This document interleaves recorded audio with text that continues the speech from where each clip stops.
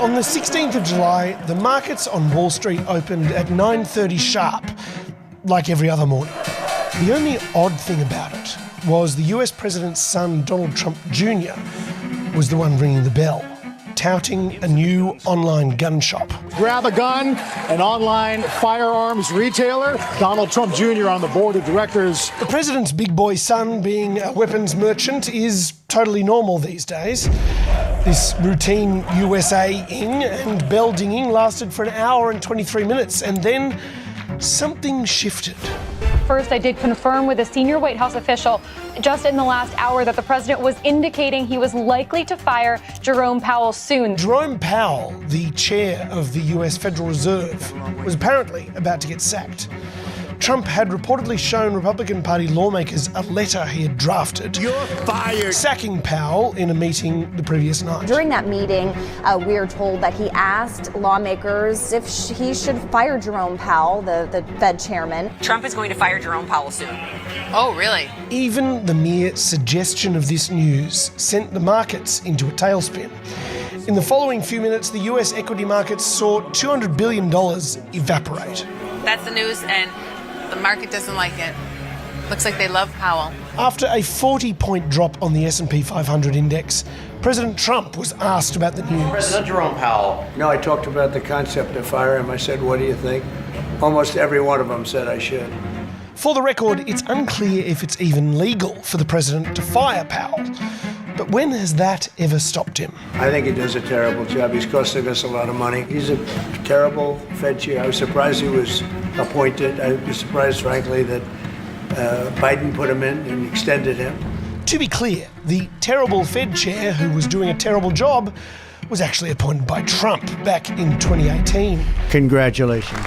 After tossing the idea around a bit, Trump told reporters he was not going to fire Powell. So he's doing a lousy job, but no, I'm not talking about that. Almost instantly, the markets relaxed. Everybody chilled out. For now. But at the beginning of 2026, Jerome Powell's term as chair is coming to an end. So it's all going to start up again. We'll pick somebody that's good and we'll pick somebody. I just want a fair job. And there's serious concern that Trump is about to pick a sycophant who will just do whatever he asks. We want to see lower interest rates. Our country deserves it. The thing is, the financial markets really take this seriously. They really don't want Trump or any American president messing around with the US Federal Reserve's decision-making on interest rates. But the strict independence of central banks, like the Fed, is actually a very new thing. The separation of monetary policy from the government only happened relatively recently. Today, the surprisingly fascinating story of how we got independent central banks and what might happen if Trump takes that independence away. What would I do? I'd fire him. I'm Matt Bevan, and this is If You're Listening.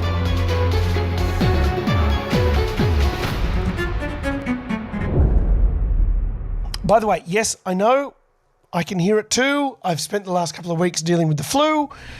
I was meant to be on a nice family holiday on Kagari, but I spent most of it hacking up a lung in the back of a four-wheel drive. I'm almost better now, but clearly the voice isn't quite back to normal. I hope you'll bear with me though. Ready? Okay, here we go. Back in the 60s and 70s, we knew a little bit too much about what was going on inside the Oval Office. Now, another thing, the crotch down where your nuts hang is always a little too tight. This is US President Lyndon Johnson putting in a special order for pants, as recorded by the Oval Office tape recording system. So when you make them up, give me an inch that I can let out there, because they cut me. They're just like riding a wire fence. The president apparently quite liked these pants, but felt they needed a little bit more space in the crotch. So, leave me, you never do have much margin there. Let's see if you can't leave me about an inch from where the zipper ends, round under my, back to my bunghole. When Johnson and his bunghole left office in 1969, his successor Richard Nixon had the tape recording system removed. But in good news for us, it was reinstalled in 1971. God damn it, I'm never going to discuss this son of a bitching Watergate thing again. Never, never, never, never. Fortunately, there were fewer mentions of the president's nuts on Nixon's recordings, but that was more than made up for with stuff like this. Hello, Arthur. Yeah, how are you, Mr. President? Hi, how are you? Fine. Did you have a good trip? Oh, yeah, I just got back from Chicago. This is Nixon speaking to the chair of the Federal Reserve at the time, Arthur Burns. Look, I want you to know that we are reducing the discount rate today. Oh, I see. And that will be announced around 4 o'clock. Yeah, right up to the market. Right. After telling Nixon that interest rates were going to come down that afternoon, Burns offered Nixon some tips for how to use this in his dealings with Congress. This may help you when you talk to Mr. Patman. And of course, you can tell him when it's true. Hell, you're eager to have interest rates come down. Now look, if Nixon was having this conversation with one of his cabinet members, Secretary of the Treasury, for example, this would be totally fine and normal. But Burns was not in Nixon's cabinet. He was theoretically totally apolitical, interested only in the health of the economy and not involved at all with Nixon's political schemes.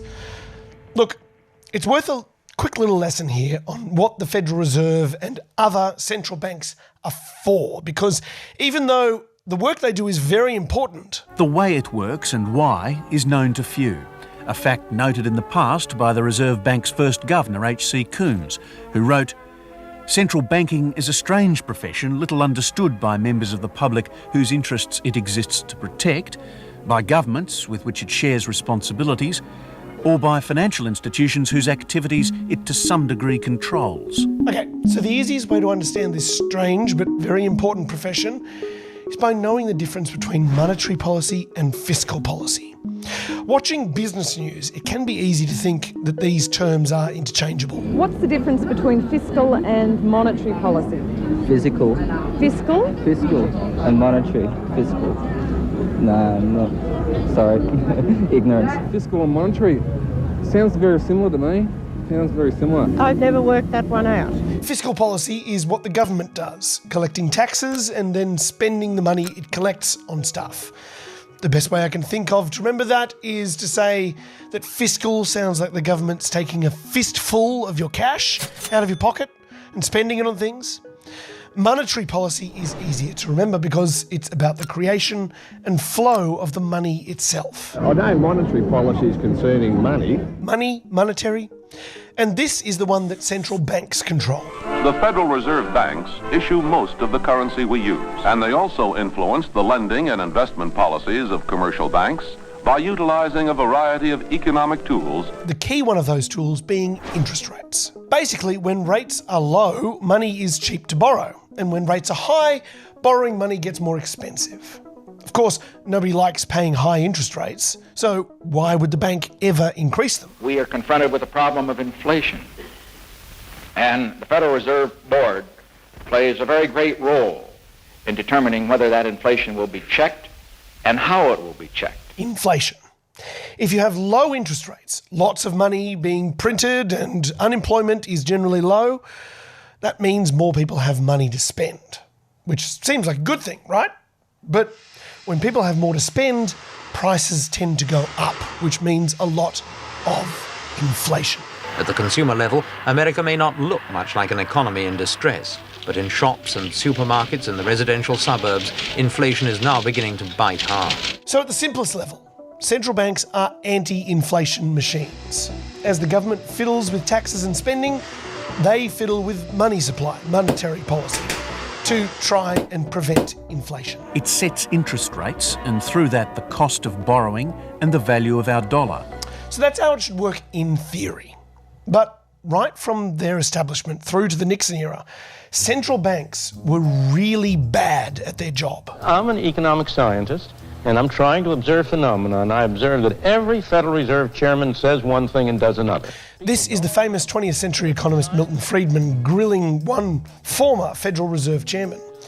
He wants to know why, despite it being the Fed's whole job to stop inflation, there was high inflation followed by high interest rates and recession about every 10 years from the 20s up to the 70s. Why is it that there's been such a wide diversion between the excellent pronouncements on the one hand and what I regard as a very poor performance on the other. By the 70s, Friedman thought the whole experiment of central banks had been a failure and should be shut down. And that was because, as one of the former Fed chairs said, the independence bit didn't really work as planned. I've talked for a long time about the independence of the Federal Reserve. That's independence within the government, not independence of the government. See, the independence of the Federal Reserve is a little bit of a joke. The government of the day could still influence its decisions, which is why when Richard Nixon called the chair of the Federal Reserve to chat about some of his ideas, he really expected to be listened to. You see, Dr. Burns, that's a standing vote of appreciation in advance for lower interest rates and more money. This is Richard Nixon appointing Arthur Burns to the role in 1970. Ladies and gentlemen, as all of you know, the Federal Reserve is independent. I respect his independence. However, I hope that independently he will conclude that my views are the ones that should be followed. Ha ha ha ha, good one. In 1971 and 72, Nixon's views were that Burns and his team at the Fed should not, under any circumstances, increase interest rates, because it would affect his ability to get re-elected as president.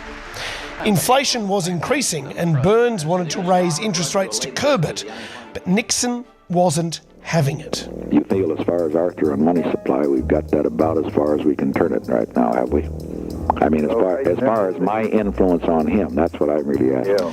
Nixon said he would exert his influence by controlling who Burns could hire and fire to be on the board of the bank. He's just got to realize that I'm not going to let him name these people. Over the next few months, things got ugly. Nixon dropped stories into the press to raise pressure on Burns. One story claimed Burns had asked Nixon for a pay raise when he had in fact suggested a pay cut. Nixon told Burns to hold off raising rates as long as possible so it wouldn't negatively affect his re-election prospects. And he agreed.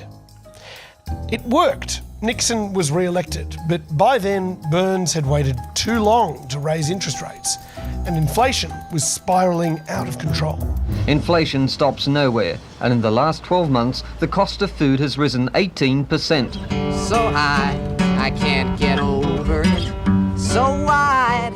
Everyone's feeling it, but about all American families say they can do about inflation is pay those rising prices. Americans ended up with high inflation and then even higher interest rates to bring it back down. The Federal Reserve's activities in trying to hold down interest rates have put us in a position where we have the highest interest rates in history. It was a terrible mess, and the US took years to drag its way out of it. They weren't alone, though. Inflation was a problem all around the world. Well, a lot of kids, it means a lot to me, inflation. I could do an awful lot more money, that's for sure. A few months back I could buy this for 20 cents. And now 24 cents. Now 24 cents there, and in other stores I noticed it's up to 31. For many ordinary people, it's now an uphill struggle to balance the family budget. Remember a couple of years ago during the pandemic when we were all up in arms about annual inflation rates ticking up over 5% for a year? Well, Australia, the US, Canada, New Zealand and the UK spent the entire 1970s and into the 80s above that level of inflation. The central bank anti-inflation machine was broken everywhere. Well, not quite everywhere. This is Germany as we know it today, transformed into a place a lot of people would like to live in. West Germany, the democratic bit allied with the US, managed to keep inflation under control all the way through the 1970s. How? Well, in part, it was because the central bank in Germany, the Bundesbank, was genuinely allowed to say and do whatever it thought was necessary to curb inflation without government intervention. We are very independent of the government, but on the other hand, we are an advisor of the government, also on their budget deficits. The head of the Bundesbank, Ottmar Eminger, was able to raise interest rates to counter inflation, even if it was going to be unpopular, and even if the government told him not to. I must, however, warn you, it's not so easy as it looks. If you just say governments have to have the courage to persist in that course. The Bundesbank did what it thought was right, and the government just had to cop it. Every country that has had the courage to persist in a policy of slow monetary growth has been able to cure inflation and at the same time achieve a healthy economy. As far as government institutions go, the Bundesbank was very strange. Kind of anti-democratic, really. Here you have a bank that doesn't have to answer to shareholders or voters, making decisions based purely on the expert opinion of the board and its chair. If the Bundesbank decided it was best for the health of the economy to raise interest rates, nobody could stop them, even if it meant driving up people's mortgage repayments, increasing unemployment, or even triggering a recession. There was very little the actual elected government could do except complain about it. Here's the thing, giving the central bank so much independence meant giving away power, which is something that governments almost never want to do. Governments don't let some random unelected bureaucrats unilaterally decide which roads get built, which taxes get cut, or which countries they go to war with. But the chronic inflation of the 1970s and serious economic instability of the 1980s were very bad. Soon, other developed countries followed Germany's lead.